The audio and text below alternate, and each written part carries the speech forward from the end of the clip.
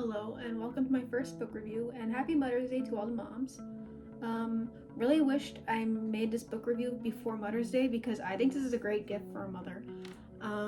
So today we're gonna review Sumon Kids' The Mermaid Chair. Now I'm gonna try and not reveal so much about the story because my goal in making this is to try and inspire you to want to go buy the book and read it yourself, and to enjoy the story yourself. So yeah, this is gonna be a very not so spoiler review, but also I'm gonna tell you a lot that's gonna happen in the story.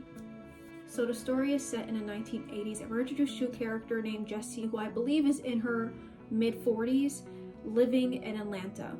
Now growing up, Jessie actually lived in the middle of the ocean, off the coast of South Carolina on an island called Ingrid Island. Growing up, Jessie was a huge daddy's girl. She loved her father. But one day he sadly passed away in a tragic boating accident that she's sure she caused. This caused the island around her from that moment on to become one big grave. Not just for her father, but for herself and her mother. So this moment on really shaped Jessie's life.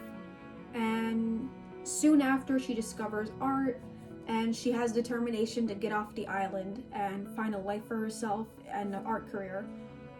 It is when she begins selling her art, which are these scenes in boxes, not shadow boxes. The character does not like when people call them that. She starts selling these art pieces that she meets her husband. She then not puts her art to the side, but like bounds it within her house along with her art studio. It's just a smaller aspect of herself now, because a much bigger aspect of herself is being a wife and a mother. So that became like a bigger aspect of herself, and the art became a smaller aspect of herself.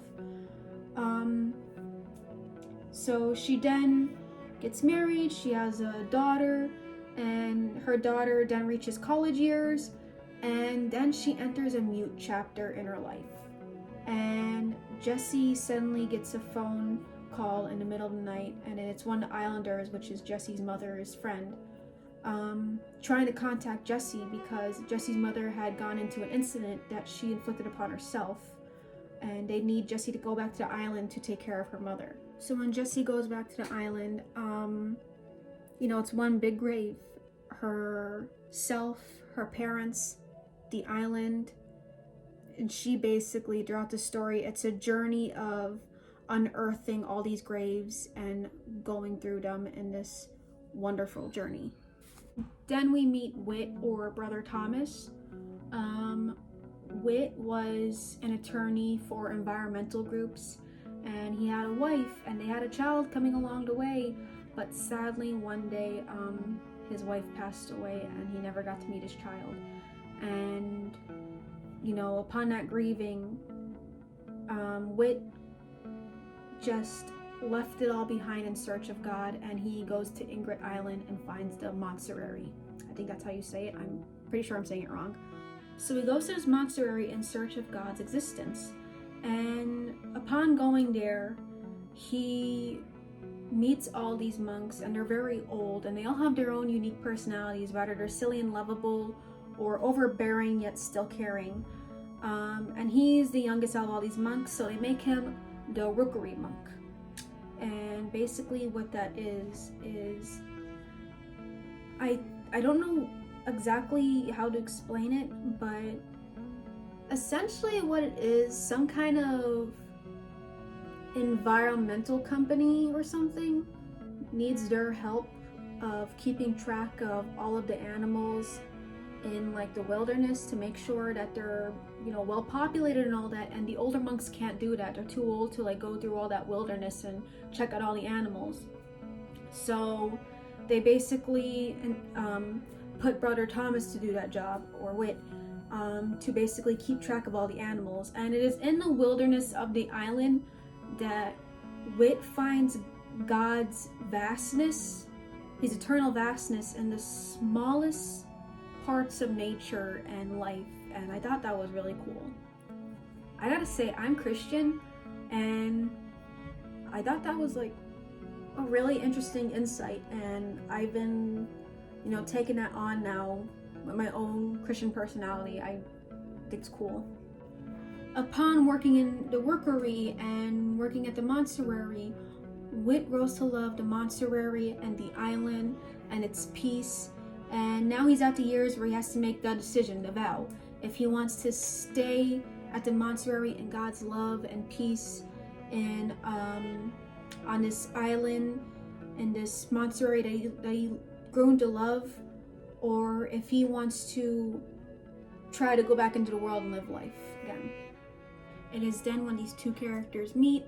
There's a forbidden romance going on, that upon their meeting, that's when they start looking into themselves. This story was much more than a forbidden romance, and I would actually be upset if someone just categorized it as a forbidden romance, because it was so much more.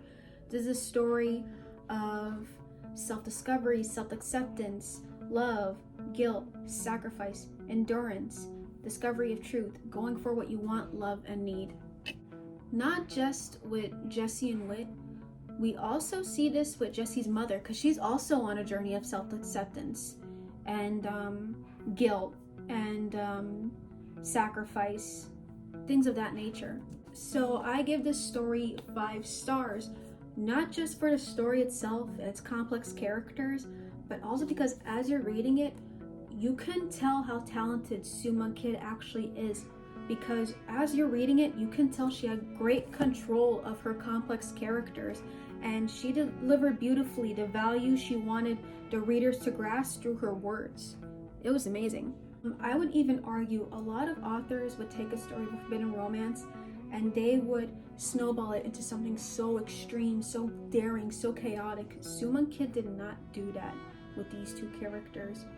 She understood that these characters had their own unique relationship, they were their own unique characters, and their relationship had to go at a certain pace, and she had great self-control in herself to write the story out as it should be. And I forgot to mention this, usually when I read a complex read, I need to get a pencil, a journal, tabs, I really need to get into it all. But because Soo-man Kid had great control of everything and wrote out all she meant beautifully, you didn't need to do any of that. This is a very quick read. So if you want a quick, complex read, that's like really full of value and like really is just, great, I really do suggest this. So I had a story, 5 stars. The author herself, 5 stars. I've never seen an author have brilliant self-control, and it was just amazing. It was great. This is a beautiful spring-summer read. It was very emotional, very powerful, very alive. This was my first Soo-man Kid book. I am definitely going to read the rest of her work because she is an amazing author. You can really see her talent through this, and through this one read, you will want to read the rest of her work.